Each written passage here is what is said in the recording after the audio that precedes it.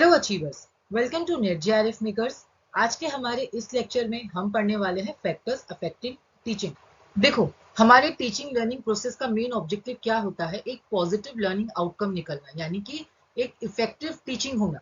और एक effective teaching या एक पॉजिटिव लर्निंग आउटकम जो है वो डिपेंड करता है कि हमारा टीचर कितना अच्छा है, लर्नर को टीचिंग मतलब लर्नर को लर्निंग में कितना इंटरेस्ट है, हम क्या टीचिंग सपोर्ट मटेरियल यूज कर रहे हैं, हम क्या सब्जेक्ट या कंटेंट पढ़ रहे हैं, हमारा लर्निंग एनवायरनमेंट कैसा है, हम कौन से इंस्ट्रक्शनल फैसिलिटीज यूज कर रहे हैं। ये सब बहुत इंपॉर्टेंट रोल प्ले करता है एक इफेक्टिव टीचिंग में।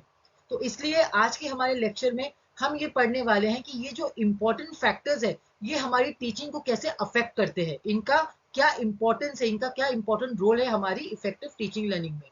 So let's get started with factors affecting teaching. तो सबसे पहले हम देखते हैं factors affecting teaching related to teacher.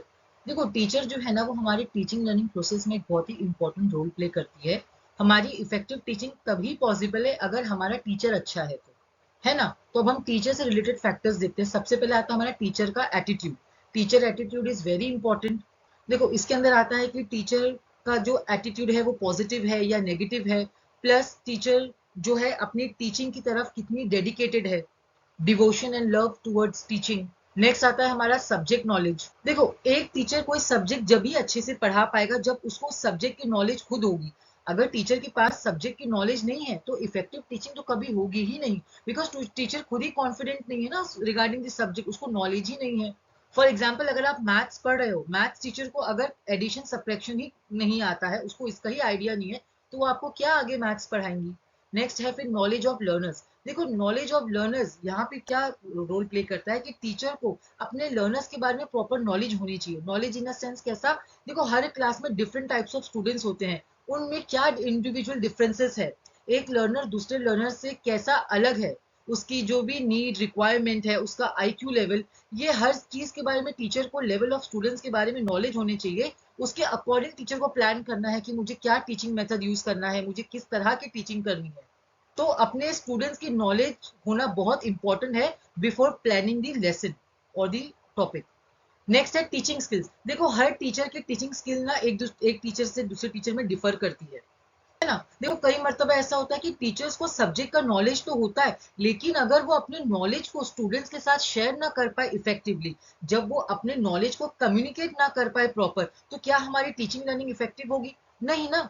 तो टीचिंग स्किल्स के अंदर जैसे हमारा आता है इफेक्टिव कम्युनिकेशन, और जो भी teacher different types of methods proper use करना as per the need and requirement of the subject, अलग अलग टाइप्स ऑफ मेथड यूज करना, ये टीचिंग स्किल्स होना इज वेरी इंपॉर्टेंट। अगर टीचर के अंदर ये स्किल्स नहीं रहेगा तो इफेक्टिव टीचिंग पॉसिबल नहीं है। फ्रेंडलीनेस एंड अप्रोचेबिलिटी का मतलब देखो क्या होता है कि teacher should be a good listener. अगर स्टूडेंट्स टीचर को अप्रोच ही ना कर पाए, यानी स्टूडेंट्स अगर अपनी बात, अपनी नीड रिक्वायरमेंट्स अगर टीचर से शेयर ही ना कर पाए, तो भी इफेक्टिव लर्निंग नहीं होगी। तो टीचर के अंदर एक फ्रेंडलीनेस होना चाहिए, एक अप्रोचेबिलिटी होना चाहिए, जहाँ पे students can share their issues, share their questions and problems. Personality and behaviour में देखो क्या आता है।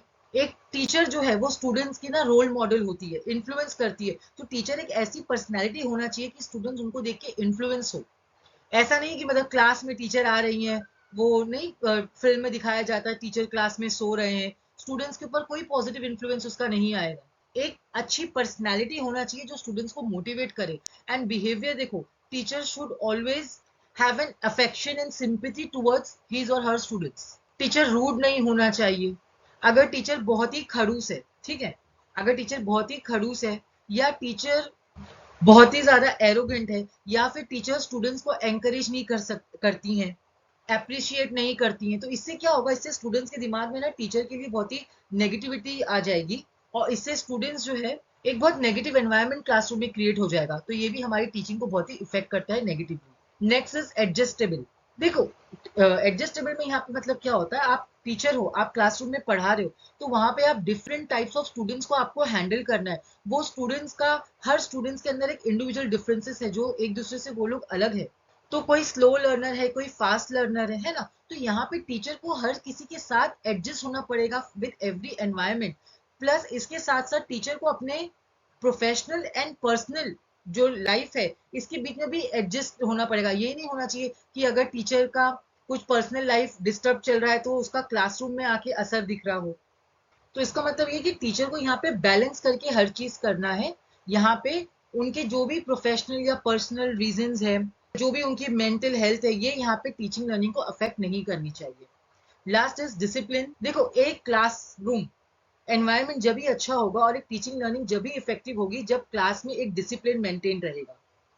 देखो, क्लासरूम एनवायरनमेंट डेमोक्रेटिक होना चाहिए, स्टूडेंट्स एक्टिवली पार्टिसिपेट करना चाहिए, लेकिन डिसिप्लिन का मतलब यहाँ पे ये होता है कि टीचर को क्लास में डिसिप्लिन मेंटेन करके रखना। ये नहीं हो कि स्टूडेंट्स के साथ टीचर इतना फ्रेंडलीनेस हो जाए कि स्टूडेंट्स तू तड़ाक से टीचर से बात कर रहे हो, या क्लास में टीचर है फिर भी स्टूडेंट्स जो है बहुत ज्यादा आवाज कर रहे हो, है ना। तो ऐसे नहीं, क्लास में एक प्रॉपर डिसिप्लिन मेंटेन होना चाहिए। अगर क्लास में टीचर और स्टूडेंट्स के बीच में अगर डिसिप्लिन नहीं होगा तो हमारी टीचिंग लर्निंग कभी भी इफेक्टिव नहीं होगी, बिकॉज स्टूडेंट्स के अंदर डर नहीं रहेगा, एक रिस्पेक्ट नहीं रहेगी टीचर के लिए, और ये नेगेटिवली अफेक्ट करेगा हमारे टीचिंग लर्निंग प्रोसेस को।